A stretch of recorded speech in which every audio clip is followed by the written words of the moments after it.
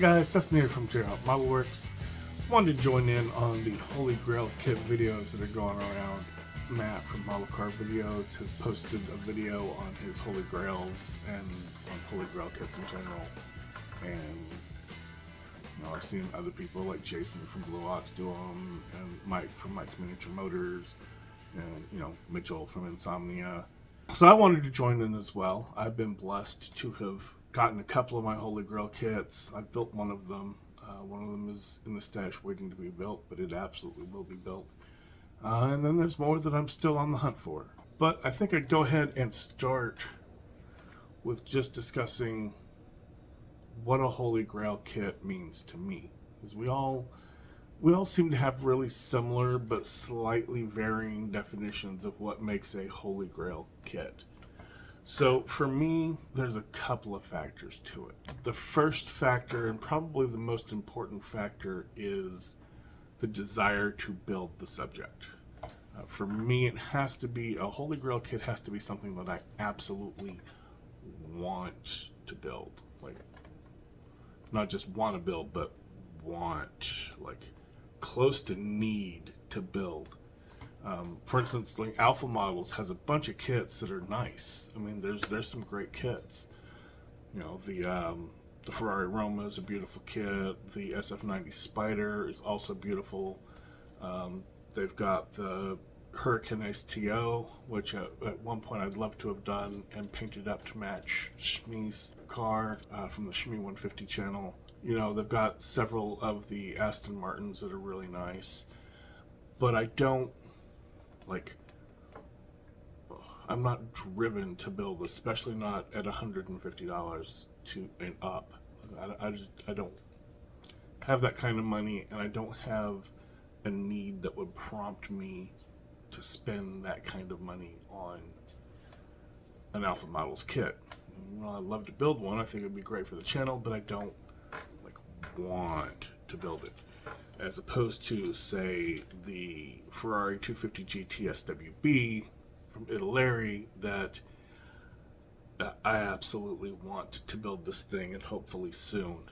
I've got aftermarket photo etch wire wheels, 3D printed engine for it. I mean, I've already got the paint for it. I've got the paint planned, going with a really unique color that I'm sure no one has done. So there's that desirability, that absolute desire aspect to the kit. So the second thing that makes a Holy Grail kit is the difficulty in obtaining the kit. Whether that just be because it is outlandishly expensive, or just extremely rare, or you just don't ever see them come up, they don't come available, they're out of print. There's a hunting aspect to it. Kind of like Judith is over there hunting the cats. Judith, don't hunt the cats. So there's a hunt to it, as well as that absolute desire. So I think those two things, the exclusivity of the kit, the difficulty to find it, combined with an absolute desire to build it and make a kit a Holy Grail kit. So that being said, like I said, I have been blessed enough to have gotten a couple of my Holy Grail kits. So the first of my Holy Grail kits is the tester's boxing of the Ferrari 250 California Spider. At the time, I was still very new to building. When I first saw the kit, when the kit first caught my attention, I've probably been building maybe a year, and I saw it pop up. And this is a car that it's my dream car. It's probably one of, if not the most beautiful car, in my opinion, ever made. For those of you who don't recognize the car off the top of your head, it's the Ferris Bueller's Day Off Ferrari. At the time, I was new. I didn't know what Scalemates was, and I didn't know that it was a reboxing of an Italeri kit. I didn't know the tester's kits were reboxes. I also didn't know that Ravel and Academy had also reboxed it. I only knew of the tester's one. And on the occasion that I saw it come up, it was always $100 or more, like always. And they're still very expensive. When you see either the Teslas or the Italeri pop up, they're always expensive when I see them. So one year, I was building my Christmas list. The wife was asking me what I wanted, and I was just kind of going through. I keep a list of stuff that I want for Christmas throughout the year, so just kind of going through and looking through the kits that were on the list and kind of seeing what might, sort of be in her price range. And I glanced at the Ferrari, at the 250 California Spider, and one popped up, and it popped up for like $40. And I freaked out, and then I looked. I was like, suddenly, wait, is this just the box? Because there are guys who will literally sell just the empty box, or they'll sell half-built glue bombs that are absolutely disasters. Some of them aren't even salvageable, and at the time I was far too new to even consider trying to salvage something like that. But no, it was brand new, sealed in the box. Like the box wasn't sealed, but everything was still in its bags. And I called my wife over, and I was like, this is what you're getting me for Christmas. Just this. This kit. Get this one. Get it now before it is, bought. Get me this. And she's like, really? Like, yes, this one right here. This kit is usually $100 to $150, sometimes $200. It's $40 right now. Get this kit. And I got that for Christmas. She got me some other stuff too, so I wouldn't know everything I got, but that's one of my Christmas gifts. And so that was my first Holy Grail kit. It also was one of the first kits that I really started going like really in depth with modifying. I don't think I had really done much. I may have done like one or two like little things on a couple of kits, but nothing to the extent that I do now or even that I did then. We're talking, I used guitar string for fuel lines because it had that kind of ridged texture to it. I split the carburetors up. The car has 3 updraft Weber carburetors, and the way Italeri did it, they just did it as one piece with a blob of plastic between them, so I split that up. Used electrical ferrules for the little air trumpets to stick up. Velocity stacks, yeah. Like I ran like hard brake lines with jewelry wire, added spark plug, like fully wired up a V12, both distributors, ignition coils, just I went crazy, every detail I could think of. They didn't do the door pulls, so I used some jewelry wire and I flattened the ends out to get that beveled out, flattened, and so the door pulls were scratched. Like literally just went nuts detail painting. It's also where I learned to do wood for like the interior burl wood type. I went off researching how to paint wood for that kit. So that's my first one. The second one that I have been able to get in 1961, one time only, Italeri also put out the Ferrari 250 GT SWB. Another beautiful car. This has never been repopped by Italeri. It has never been reboxed by anyone else. This kit is normally an absolute fortune if you can find it. Now there is another 250 SWB out there. There's a few technically. There's one from Model Factory Hero that is ridiculously expensive and is like way like hundreds, not hundreds of dollars. There's also a Guns Sanyo high-tech kit, which is also like $150, $250, $300 when you can find it. There's also one that was put out by Eschi, like ECSI or ESCI, and was reboxed by AMT. And from everything that I researched, The Italy kit is the one to build. The AMT kit and the SE kit is not. It's not a good kit. It is a less desirable kit. So those are the two that I have. And like I have the build in my head planned.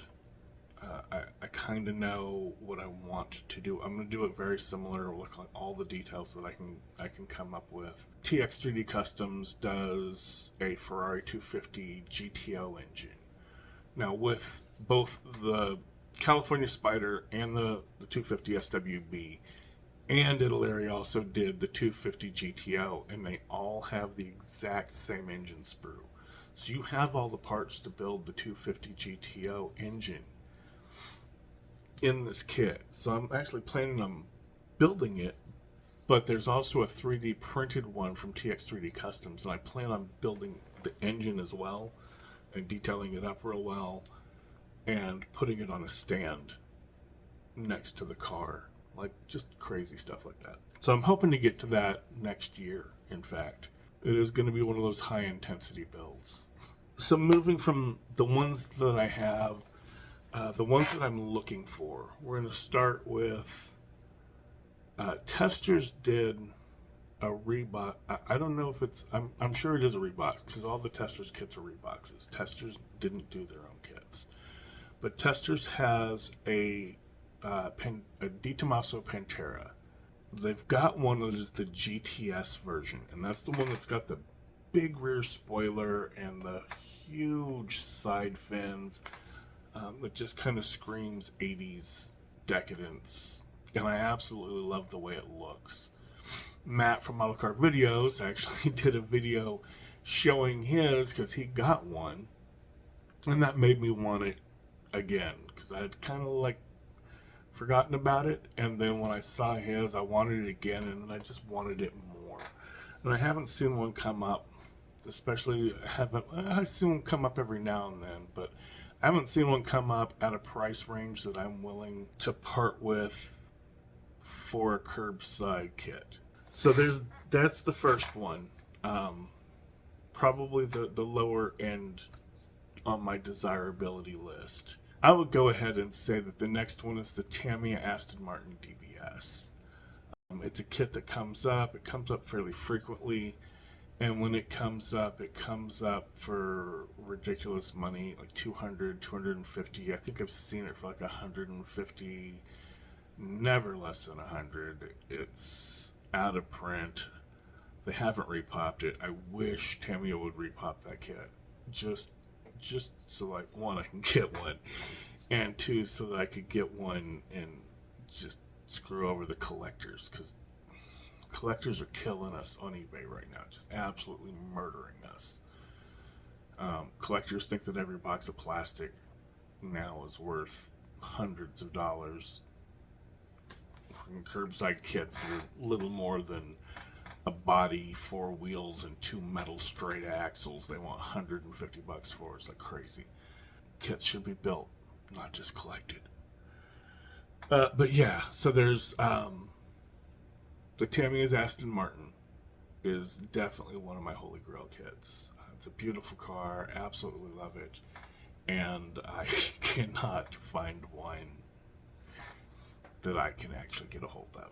The final one that is on my Holy Grail kit list, and Mike's going to appreciate this one. Mike from Mike Miniature Motors, because he loves his Fujimi Enthusiast kits, and it's a Fujimi Enthusiast kit. It is the 25th anniversary edition Lamborghini Countach. Now, there are several Lamborghini Countaches from Fujimi. They've got the 500S, they've got the 5000S, they've got a 5000 Quattrovalva, and they've got the 25th anniversary edition. There's also a set that I've seen for like $80. I think Hobbytown in Arlington has the set that is the 500S and the 5000S in one box together. And I would like to get a hold of that, but that's not Holy Grail for me. It's not at that just absolute desire that I absolutely just gotta have it. But the 25th anniversary edition looks friggin' awesome. Now there's the RS series, which is the real sports car series, and that's the one that's curbside. The enthusiast kit, instead of having all the suspension molded in place and the engine just kind of molded into the bottom of the chassis, the enthusiast series kits from Fujimi, every little thing is a separate part. These are kits that have hundreds of parts to them, like real high part counts. They will separate the oil cap from the valve cover. You know, they'll do the washer fluid reservoir as a separate part, and then the cap for the washer fluid reservoir will be a separate part. They usually go together really, really well. They make beautiful kits, and they're silly expensive money. Just in that unreachable, but at the same time, it's a car that I just want. So that's going to wrap it up for me and for Judith down here, who is now under my feet. We would like to say happy holidays to all of you. Thanks for hanging out with me, and I'll catch you guys on the next one.